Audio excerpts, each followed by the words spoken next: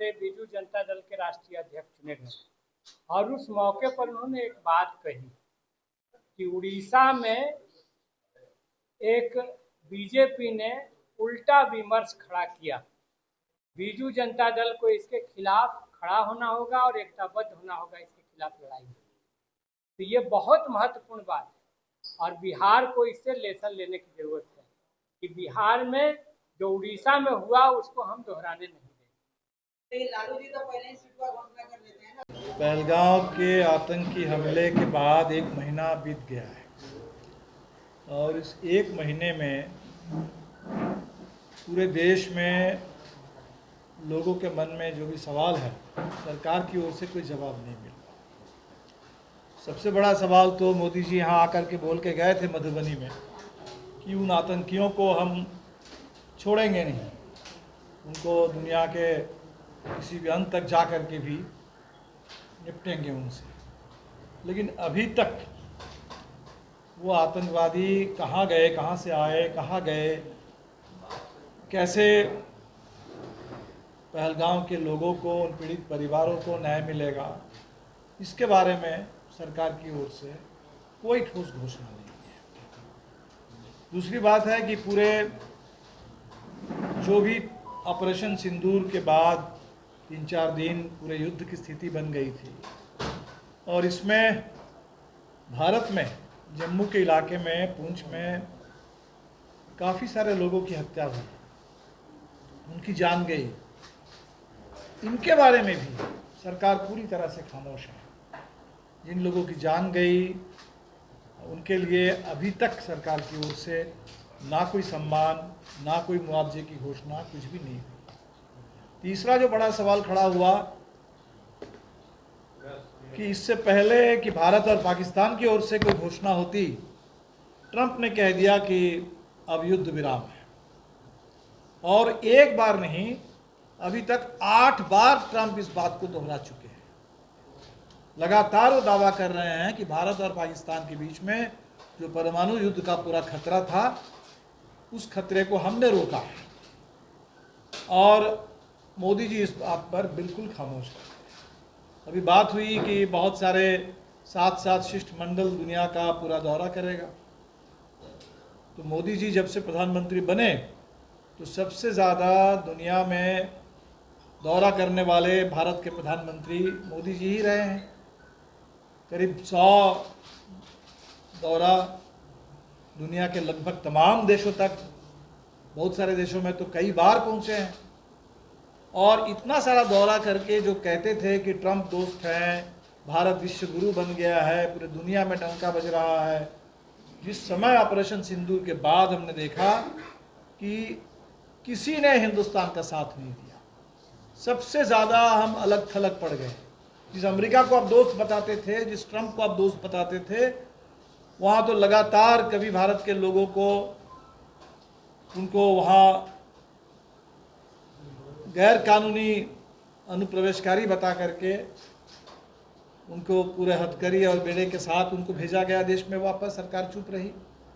Tariff हमारे तमाम उसके ऊपर लगा दिया गया।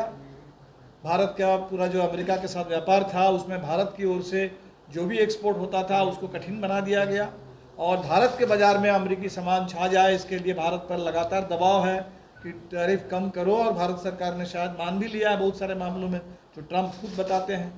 तो कुल मिला करके भारत की विदेश नीति आज पूरे ट्रंप घोषणा कर रहे हैं कि भारत क्या क्या करने वाला है। तो हमें लगता है कि बहुत बड़ा सवाल है। तो मधुबनी में आकर के मोदी जी बात करके गए थे और अभी अगर विक्रमगंज में आएंगे तो हमारी तो मांग थी कि संसद का विशेष सत्र बुलाया जाए, पूरे विपक्ष की मांग थी। और अभी तक संसद का सत्र बुलाने की कोई बात नहीं हो रही है। सांसदों को भेजा जा रहा है दुनिया भर में और मोदी जी घोषणा करते चल रहे हैं। कल बीकानेर में उन्होंने कहा कि उनके लहू नहीं सिंदूर बह रहा है।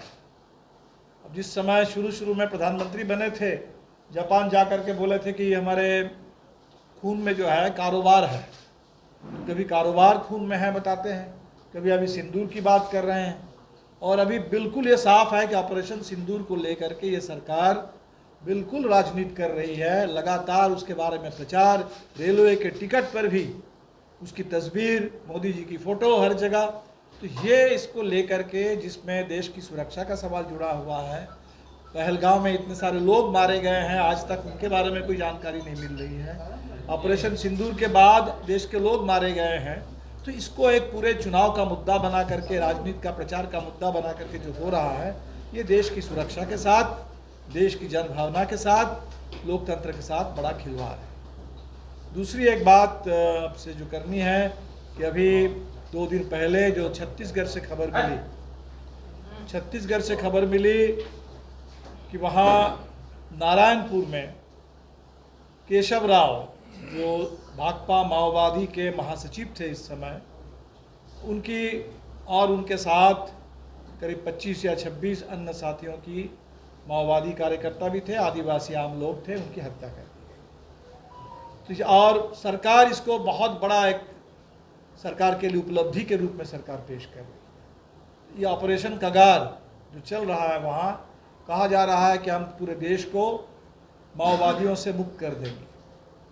तो 2 बात इसमें बहुत साफ करना ज़रूरी है कि पहली बात, माओवादियों ने एक तरफा ढंग से उन्होंने कहा कि हमारी ओर से कोई अभी हथियारबंद गतिविधि नहीं होगी। वो चाहते हैं कि सरकार वार्ता करे। तो देश के अंदर अगर ऐसी कोई परिघटना है और जहां उन लोगों ने कहा कि अब हम वार्ता चाहते हैं, तो सरकार को बिल्कुल चाहिए कि अपने नागरिकों की हत्या करने के बजाय यहाँ राजनीतिक समाधान निकले, बातचीत हो।